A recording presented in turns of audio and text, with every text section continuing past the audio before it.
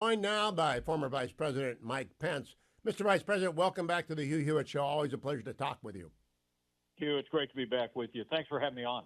So, Mr. Vice President, you are the equal of any friend that Israel has in the United States. What do you make of the conduct of the Biden administration, the president, the vice president, the secretary of state, everybody towards Israel in the last 3 months?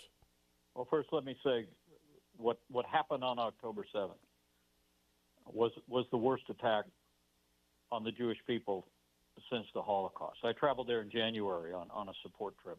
I walked and stood on the blood-stained carpets of homes in a kibbutz known as Kfar Aza. I walked in the field where young people at a concert were literally brutalized and slaughtered. And there can only be one message for our most cherished ally, and that is America stands with Israel. And I have been calling on this administration and this president to send an unambiguous message. But we've gotten the opposite. As you've said many times, we began with President Biden expressing strong and unwavering support, but now we're beginning to see the hemming and the hawing of President Joe Biden at precisely the time that Israel and Israeli forces are on the cusp of what I think has the potential of being the decisive battle. I mean, Israel has no choice but to invade Rafah and hunt down and destroy Hamas once and for all. And for President Biden last week to literally threaten to withhold munitions was an outrage. I called it out when it happened.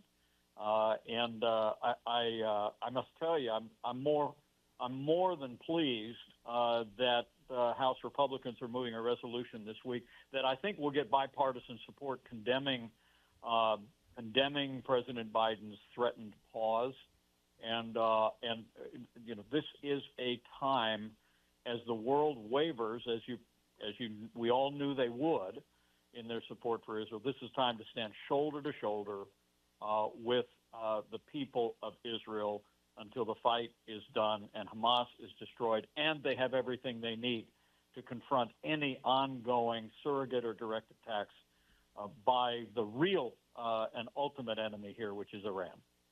Now, Vice President Pence, not only did you participate in our strategy and our planning in Afghanistan and Iraq, you've got a son and a son-in-law on active duty, so you know how stressful this is for the parents of Israel whose kids are in Gaza. But I think they're very clear-eyed about how long they're going to have to be there. There are arguments about what comes next, but it doesn't seem to me we're doing anyone a service if we suggest to them that it's going to be over after Rafah. I think I heard Netanyahu tell Dan Senor this week it's going to be phase one is destroy the battalions, phase two is mop up, phase three is whack-a-mole with the Hamas ones and twos everywhere. This could be another year, don't you think? It could, but here, let's begin with the military principle. As people are talking about the aftermath before the fight is over,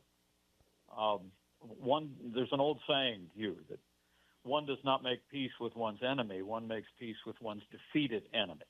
Mm-hmm. And what's most important in this moment is that Israel have the resources and the support from the United States of America to utterly defeat Hamas, literally to destroy their capacity to project force, and then respect their ability to go forward. Look, you mentioned, and you've got members of your immediate family in the service. I've got two in uniform in our immediate family. I will tell you, in my trip in January, and your listeners around the country, if they haven't, well, I retweeted it. If they haven't watched Douglas Murray's 20-minute presentation at the Manhattan Institute, it's on my Twitter account.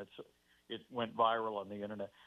He describes what I saw when I visited an artillery battery on the northern border of Israel, facing into Lebanon, and that was.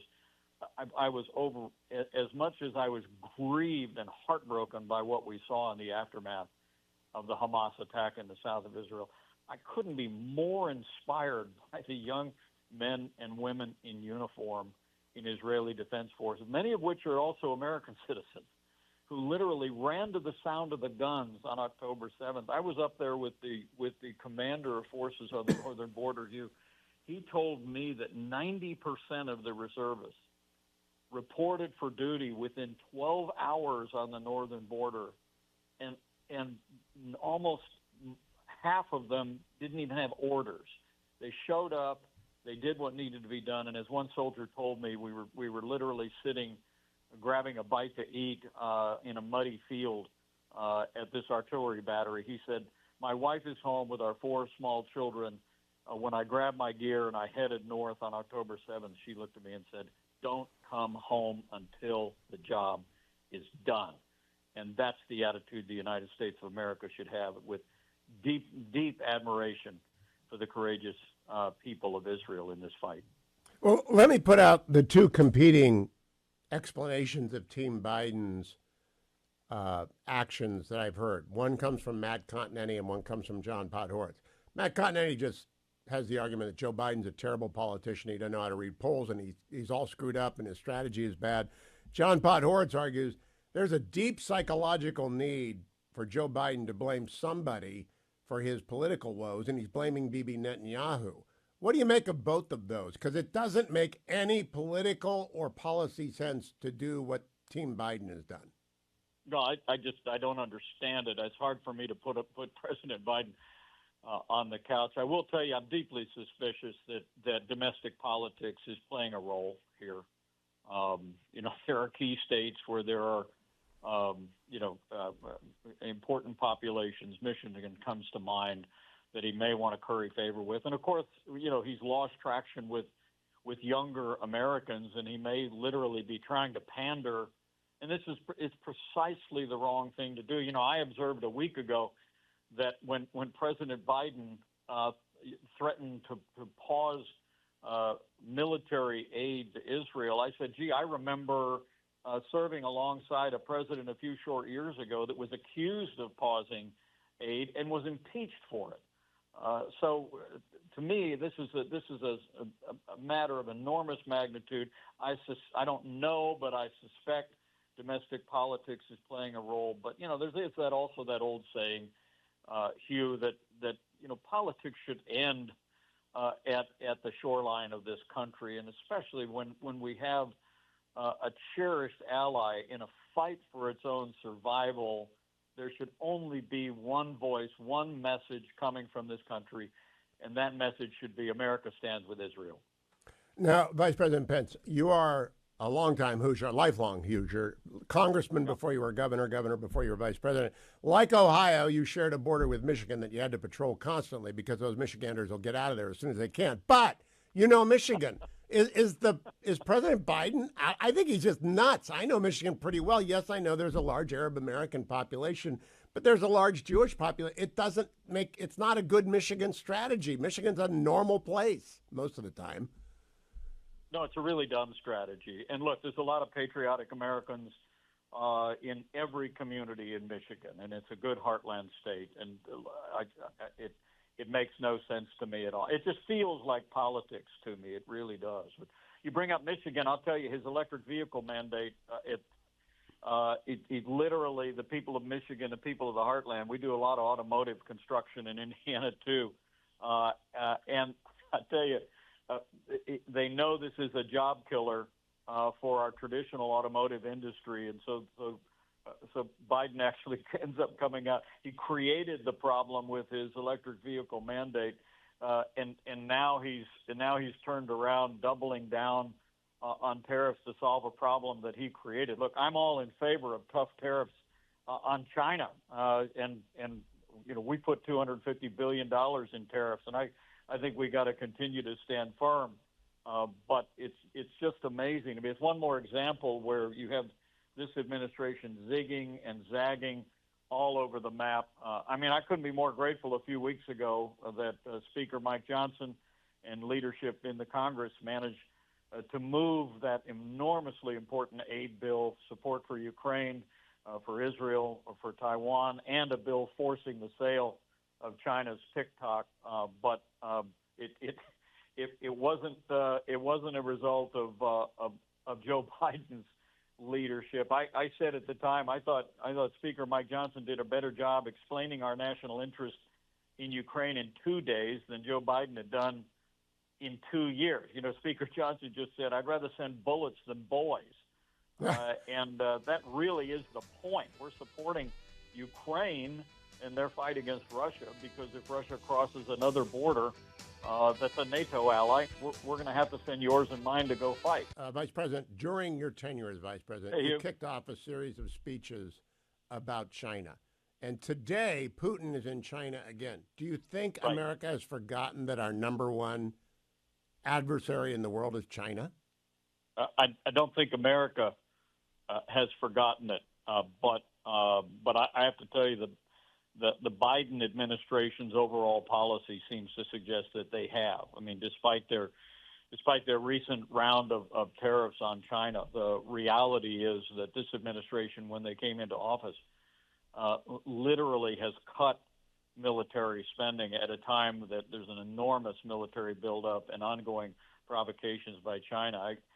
I will tell you that, at the end of the day, we have to recognize China's not only our greatest economic and strategic challenge in the 21st century, but also as evidenced by Vladimir Putin in Beijing today and China's relationship with Iran.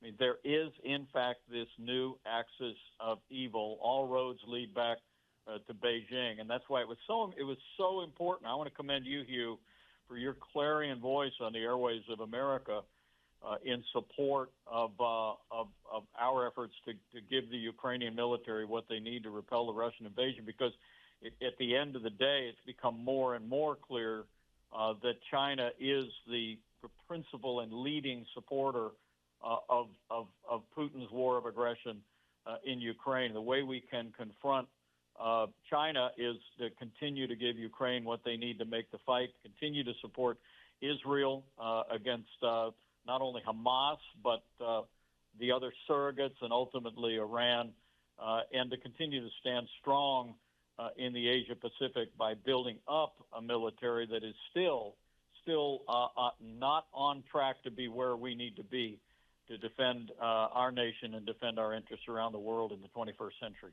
Last question, Mr. Vice President. We got a minute. You've debated Kamala Harris. We're going to get a new running mate with Donald Trump. What's your advice to whoever that is, whether it's Doug Burgum or Tom Cotton or whoever? Yeah. Well, I've had the opportunity to be on the stage with her. Just remember, she's a prosecutor. But I think, look, we've got the better portion on our side. I'm incredibly proud of the record of our administration. And this administration has weakened America at home and abroad. She'll try and bring up other issues. She'll try and raise the question of abortion. She'll try and relitigate the past. I think holding her accountable to the record, the failed record of the Biden-Harris administration is the prescription. It's what I sought to do, to compare our record to their plans. And whoever is the former president's running mate in this election cycle should hold her to account for the failed policies of the Biden-Harris administration, and I expect they will. Vice President Michael Pence, always a pleasure to talk to you. Thank you for joining me this morning. Thanks. Great to be on the Hugh Hewitt Show. Thank you, Mr. Vice President.